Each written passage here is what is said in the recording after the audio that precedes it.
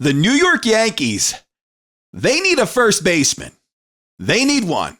And somebody just came off the board. It was a Yankee target. He just came off the board. He signed with the Houston Astros. So before we get into this, do me a favor. If you love the Yankees and you're not subscribed, be sure to subscribe. We're on the road to 30,000 subscribers. So if you could help us get there, that would be a blessing. Hit that like button and comment down below on what you guys think on who they should go and get for first base for the 2025 season. So Christian Walker just signed with the Houston Astros, 3-year deal worth $60 million. Now, if I'm the Yankees, and if that's what it would have taken to sign Walker, I would have done that every day, twice on Sunday. He's a power hitting first baseman. He can hit 25, 30 home runs a year. He's got thump in his bat, a tremendous defensive first baseman, one of, if not the best defensive first baseman in Major League Baseball, just won his 3rd consecutive Gold Glove.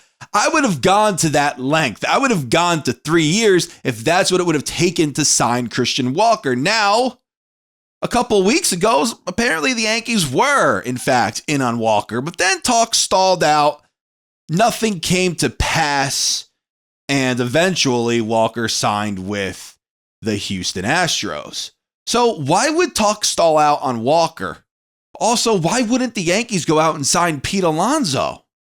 Well, apparently the Yankees, according to Jack Curry, they don't want to lose any draft picks. So if you were to sign Pete Alonso or Christian Walker, guys who are attached to a qualifying offer, that would mean that the Yankees would have to surrender draft pick compensation and international bonus money. And now all of a sudden, a few weeks ago, they seemed okay with surrendering that. Now they're not. Now they don't want to. And why? Why do you think that's the case? Roki Sasaki. That's why. The Yankees, I think they believe that they have a legitimate chance in landing the Japanese flamethrower. I really do. And if they could somehow pull this off, that would be pretty damn awesome. Sign me up for that. I would love this kid. But that's why I think the Yankees are against signing somebody right now with a qualifying offer because they want to keep themselves in the running and have a fair chance. They want to keep themselves at a fair chance to go and sign Roki Sasaki, and I don't blame them. So that's why Walker's an Astro. That's why most likely we won't land Alonso. And I believe Bregman is attached to a qualifying offer. That's probably why we won't land him either. And maybe he's not a great fit for the Yankees either in that ballpark, but I don't think that's a possibility either. So where do the Yankees go from here? If they lost out on Christian Walker, which top MLB executives thought the Yankees were eventually going to land him, which they did not. He's an Astro now. Where do the Yankees go from here? So, Jack Curry mentioned, I believe he only mentioned like one first baseman. He mentioned Paul Goldschmidt. Paulie Goldschmidt. That kind of made a lot of Yankee fans pretty upset. He's going to be 37 years old, or he's already 37. His better years, his MVP years are kind of behind him. Last year, Goldie, believe it, like 22 home runs, had just over 700 OPS, like 718 around there. And he played a solid first base, not the best first base, but a solid one. But he's not what he once was. And I understand that. I get that, but I don't think that would be a bad option over there at first base. Now, there are others that the Yankees could look to. Anthony Rizzo's one of them. I'm not saying they should. I'm saying that it's a possibility as of right now. Carlos Santana is another. Or Josh Bell, which he's my least favorite of all these guys. But on the trade market, Josh Naylor, Nate Lowe, and Yandy Diaz. I would like Lowe or Diaz over Naylor.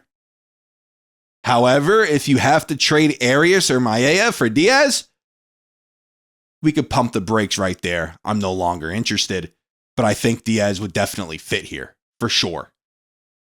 If I'm the Yankees, I think your best option is Paul Goldschmidt. Out of everybody available outside of Nate Lowe, I think your best option is Paul Goldschmidt. last year in his final 30 games of the season. This is from Fuzzy over there on Twitter. He does fantastic stuff on YouTube. He's one of the biggest people on the platform. But anyway, I digress. Paul Goldschmidt, his final 30 games of 2024, he hit .330, 13 doubles, 5 home runs with a .920 OPS. Versus left-handed pitching. Now, we need some dudes who could hit left-handed pitching. Against left-handed pitching, Paul Goldschmidt had a .295 batting average, 5 home runs, 16 RBI with an .839 OPS. I would sign him. Sign him to a 1-year deal if he wants 14, 15 million. Go ahead. But I would sign Goldschmidt. I wouldn't even hesitate right now. After seeing these numbers, how he finished his season, and how he faced his numbers against left-handed pitching, I think it would be kind of silly to pass up on him.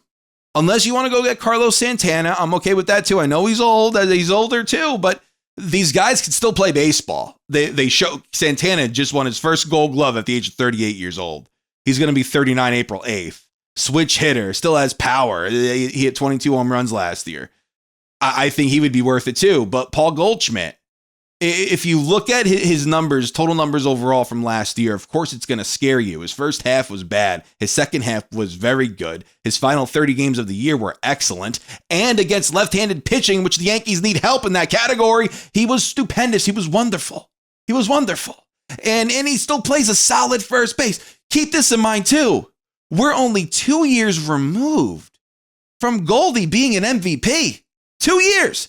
I'm not saying he's going to go and win an MVP for the New York Yankees at the age of 37 years old. It's not what I'm saying. But what I am saying, he's 2 years removed from winning the MVP in the National League.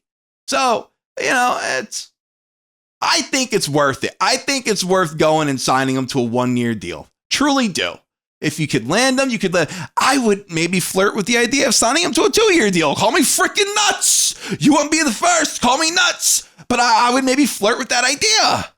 I think a 1-year deal lands Goldie in the Bronx. I truly, truly do. I think he'd be a good fit. He's not a left-handed bat. He's a right-handed bat. But against left-handed pitching, he was very good last year. And he barely struck out against left-handed pitching last year. So we need a lot of help with that. And Goldschmidt does solve that problem. Also, too, as I said, his final 30 games last year, the guy hit .330 with a .920 OPS. I think he could still go. And I think the Yankees should go and sign him.